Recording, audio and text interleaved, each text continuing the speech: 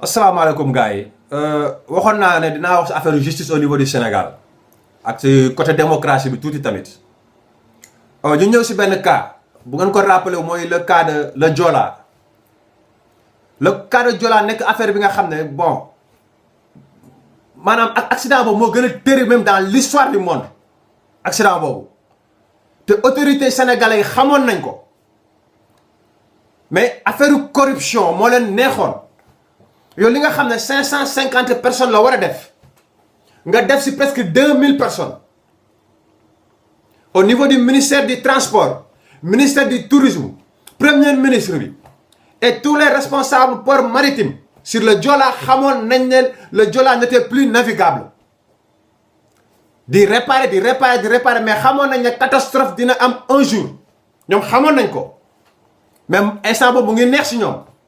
waaw 550 personnes nga def si presque 2000 personnes ñooñu yaa leen reylu et man je me rappelle il y a un journal en Suisse en Fribourg bu ne gouvernement Sénégal ils sont responsables de la mort de ses citoyens te wax nañ dëgg alors man je demande la justice tey jii ala responsable yooyu ala ñu c'est responsable ala ñu ngi toog fi ñu toog di lekk seen ceebu jën amul ku ñu jàpp ku dul commandant bi waaw mooy li may wax nag Sénégal toujours nag innocent bi mooy dem tëdd ji place criminelle te bëri nañ fi ay cas Sénégal ñu ñëw sur la beneen kaawal di ngeen wax fa la justice bi nekk le cas de Luc Nicolaï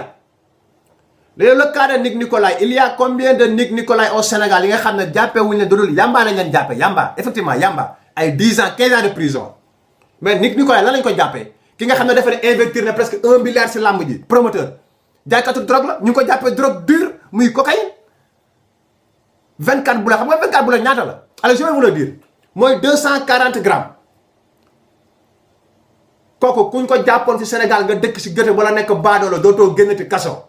le cas de Luc Nicolaï man maa ko wax waaw drogue dure la doon jaay te tey ji alalu fa la justice bi nekk.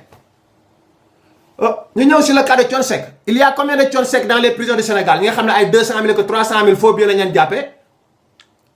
il y a combien de Thione Seck au Sénégal ñu ngi si biir ba pare gën a feebar Thione Seck mais du ñu bett xam ngeen gis ngeen Wally Seck Macky dem teeru Macky recevoir ko palais bu mu leen bett nag mukk ngeen gis nag campagne yu Macky Wally Seck di koy tëggal concert waaw donc man laaj naa leen fa la justice bi nekk. ñu ñëw si beneen cas gis nga le cas de Ndiaga Diouf si Barthélémy Dias yow nga rey doomu jàmbur Macky amul lu muy def. yow demoo sigil ndigaale ki ñuy rey moom si famille Dias la njëkk a dem moom Macky nee na day solidarité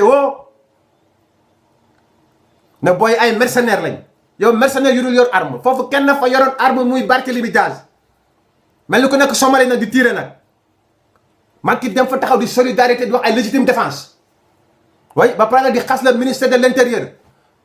waaw le ministère de l'intérieur moom il est mal placé pour intervenir dans ce débat léegi yéen tey ji justice bi ngeen bëgg a def Barthélémy Dias justice su politique la mais famille bee moom Ndiaga Diouf ñoom perte nañ parce que Macky moom léegi ku ko déranger moom boo ko déranger rek si kaso bi la waaw yow mais léegi yow tey jii léegi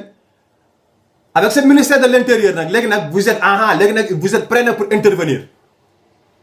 waaw moo tax ma ne leen ñun ñoo ëpp problème mu Gambie ñoo leen ëpp problème fukki yoon yaayaa bu fekkee yaayaa day rey Macky li muy def maanaam dignité doomu aadama freedom liberté parce que kaso neexul kaso kenn bëgg ko moom la lay njëkk a xañ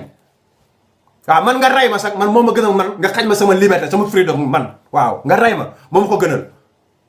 bu Yaya Jammeh day rey Macky moom ma ne jaaykatu caaf bi sax bu ñu caché Macky tëj leen boobu mooy nouvelle démocratie bu Macky moom loo wax mu tëj te dinaa ko wax xam nga Sénégal la moo ñu dal ñun on est dirigé par des véritables délinquants ay véritables délinquants ñoo ñu dirigé Sénégal waaw boo bëggee gis nag sàcc yeeg triant yi dóorkatu marto yi ba la xëyee suba rek demal assemblée nationale projet bu ñu la gënal Sénégal nga ne non def nañ fi 500 millions ay fenu kese la benn 100 millions lañ fay def maximum 400 millions def nañ ko seen poche 2 ans plus tard boo demee foofu luñ fa mën a tabax mu ngi commencé di yàqu waaw man nag dinaa leen wax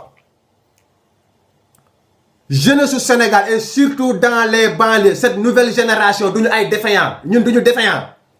dañoo sonn si yéen waaw sonn nañ si yéen trop te su nguuru Macky bi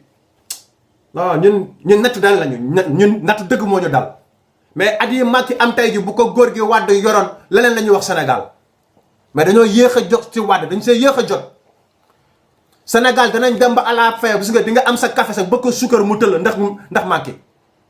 waaw te nag lu waaye di wax nag dina leen promettre nag ba na leen yàllaa ngi leen di nuyu uniquement dans l'intention rek parce que toog si nguur bi parce que loolu la bëgg léegi nag dina jeex danañ si dagg nag te danañ si kaas danañ si continuer di wax ba ki ñu war a diriger war ñoo diriger au Sénégal salaamaaleykum